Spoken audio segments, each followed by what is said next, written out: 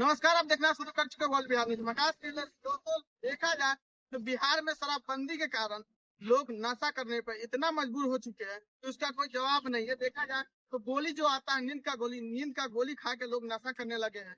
यही नहीं, सूखा नशा करने लगे हैं।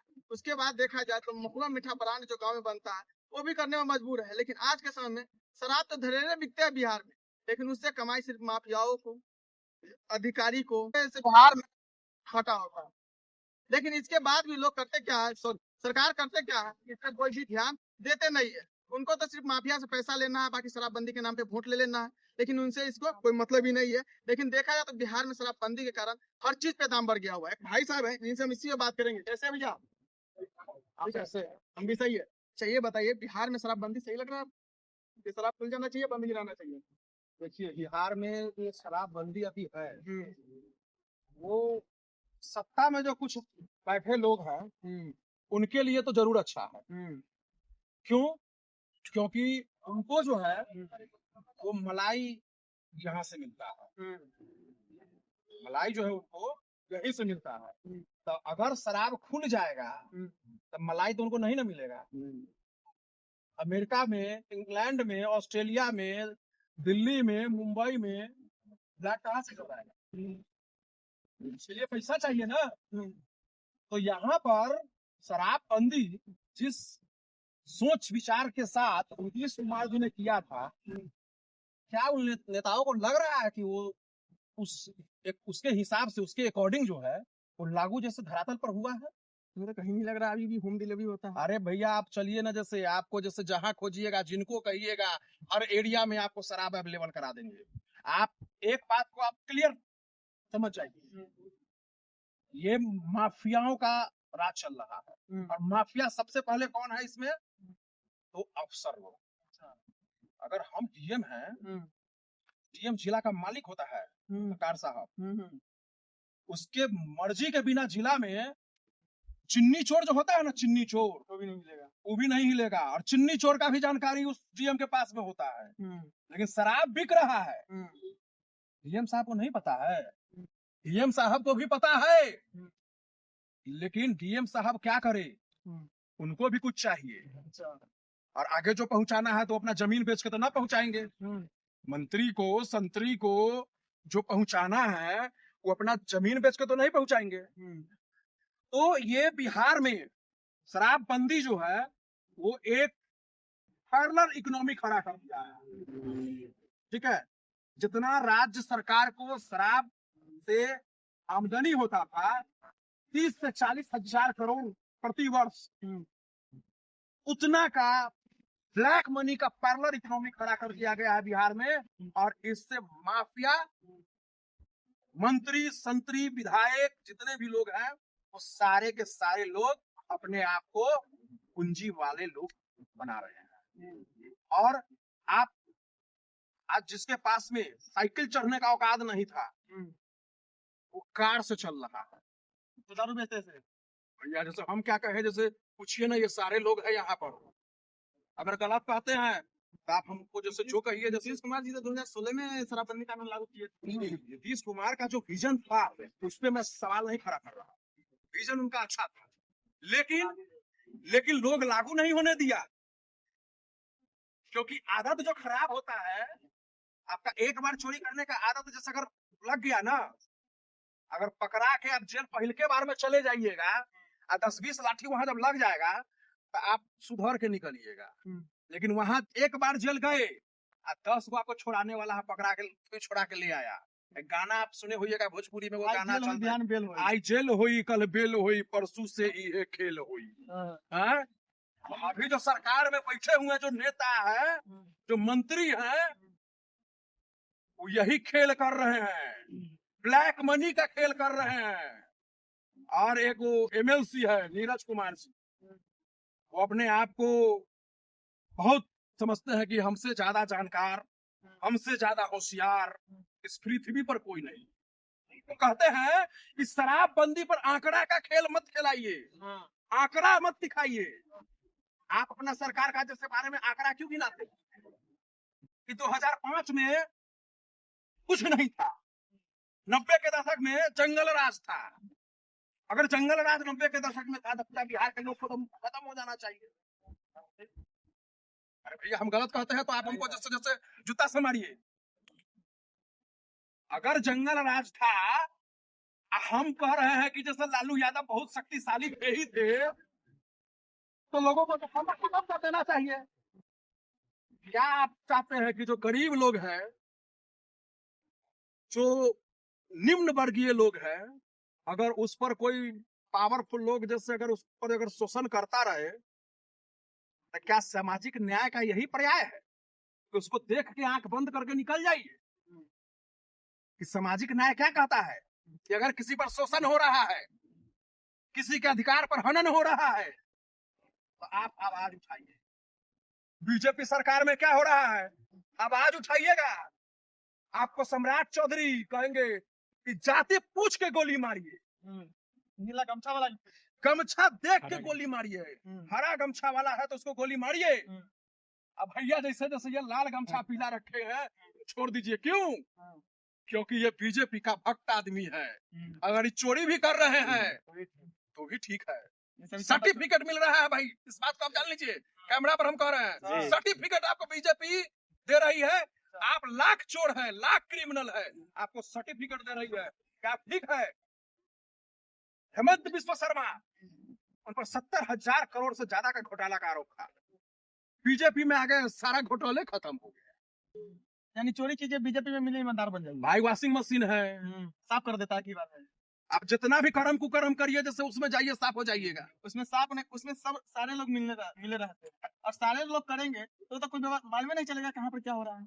तो कहावत है कि चोर चोर मौसेरा भाई, ठीक है? चोर चोर मौसेरा भाई।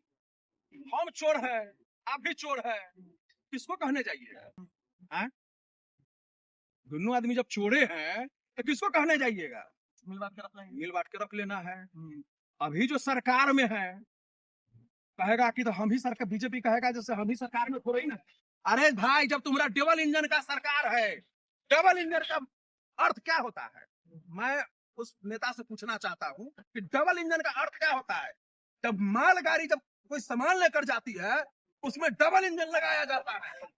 डबल इंजन का मतलब होता है ज्यादा ताकत देना,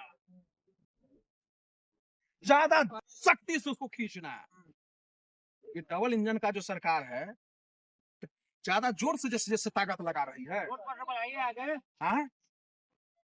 ज्यादा जोर दे रही है, जनता पे जोर दे रही है, ज्यादा जोर दे रही है शराब बिकवाने पर, पेट्रोल के दाम महंगा करने पे। हाँ, पेट्रोल का दाम महंगा। अच्छा, आप बहुत बढ़िया बोले। एक शराबबंदी होने से पेट्रोल का दाम बिहार में ज्यादा है, पेट्रोल का दाम हर जगह से ज्यादा बिहार में है। बालू अगर आप खरीदिएगा घर बनाने के लिए, छड़ खरीदिएगा, गिट्टी खरीदिएगा, सीमेंट खरीदिएगा, सारा का दाम बढ़ा दिया। रे भाई, बेवकूफ समझ रहा है? शराबबंदी है, अपने बैठ के होटल में जाकर दारू पीता है, मुर्गा खाता है, और जनता को बेवकूफ बनाता है। और जनता को इस शराबबंदी के कारण कितना नुकसान हुआ है, मैं आपको वो बताना चाहता हूँ। जितने युवा है उनको, जो शराब पीने वाले लोग हैं, ठीक है, वो अब सारे लोग जहर पी रहे हैं, स्प्रिट पी रहे हैं डायरेक्ट, ठीक है? गांव में सुनते हैं रंथी एक्सप्रेस है, महुआ से बन रहा है, तो ये चुआ है। अरे भाई, क्या क्या है?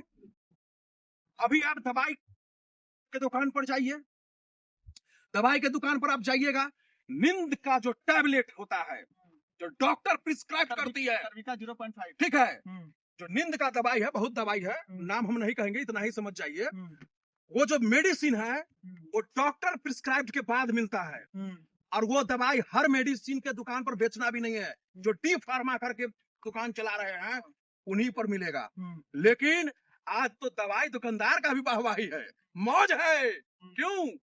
क्योंकि महीना में अगर जैसे 1 लाख का अगर नींद का दवाई बिक गया तो 50,000 रुपया तो बन ही जाएगा।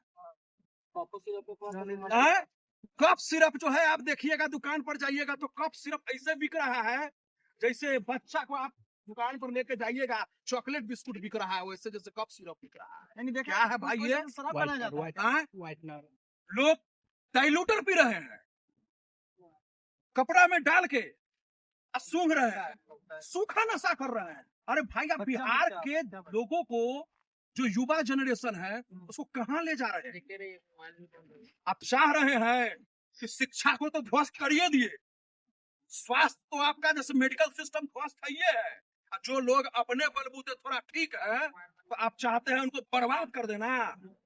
मैं आपको कह रहा हूं, अगर ये सरकार अगर नहीं सुधरी तो 29 में इनका कुत्ता से भी बड़ा हाल, बड़ा हाल हो जाएगा। कुत्ता से बड़ा हाल होगा। मैं चुनौती दे रहा हूँ, अरे छोड़िए ना, हाँ। मोदी या शाह जैसे जैसे तोप है क्या? नहीं ना। हमारे आपके सामने में वो तोप है, हमको गोली मरवा देगा, इनको मरवा देगा, उनको मरवा अभी देगा। आप यही बात वो कर रहे काल है 140 करोड़ लोगों को गोली मरवा देने का।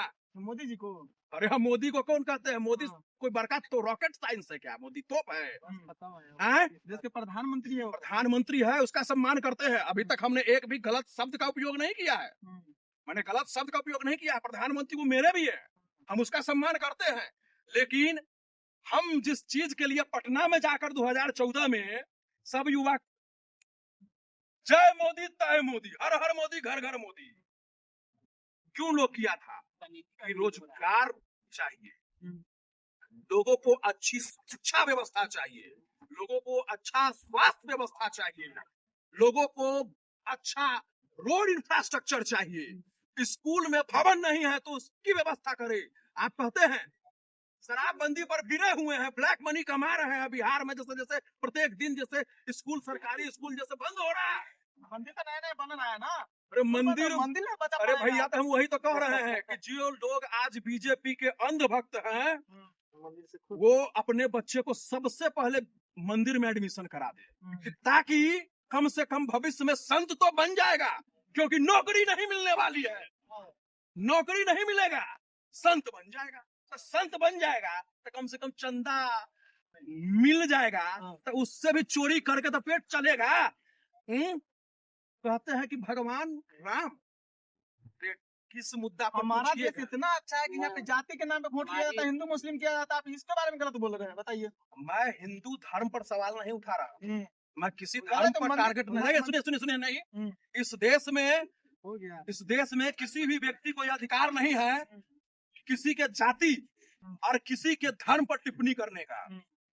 आपने किसी भी नॉर्मल आदमी को जाति और धर्म पर टिप्पणी करते हुए जैसे आप देखे? नहीं देखे। लेकिन हमें एक बात बताइए, क्या देश में आप बिहार के मुख्यमंत्री सम्राट चौधरी हरियर गमछा से क्या टारगेट कर रहे हैं? यादव को टारगेट कर रहे हैं।